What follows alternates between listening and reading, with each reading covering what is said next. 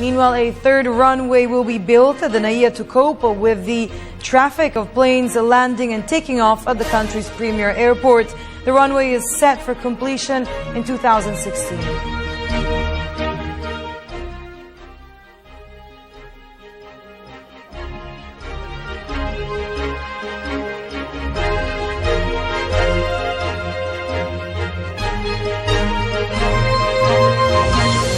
Operations of major foreign airlines have been transferred to Terminal 3 of the Ninoy Aquino International Airport.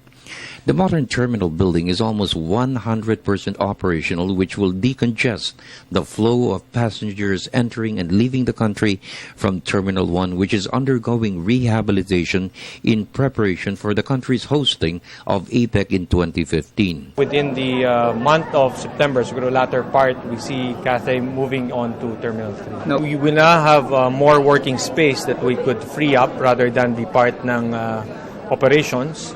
I have to check, but the last briefing for me was a completion of the rehab where in the areas where passengers could experience, feel, and see should be done by end of February of next year. So if we get more space, then we could do it sooner.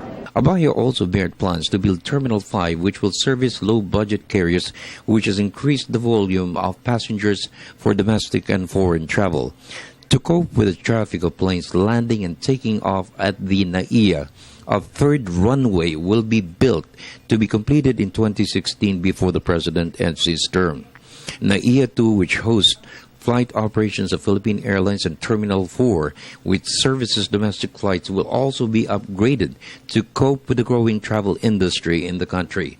Clark International Airport in Pampanga will be upgraded to service incoming international flights for passengers in central and northern Luzon. For one, at least takes us off the congestion in Terminal 1. Now, Terminal 3 will be fully utilized but still be very much comfortable and efficient.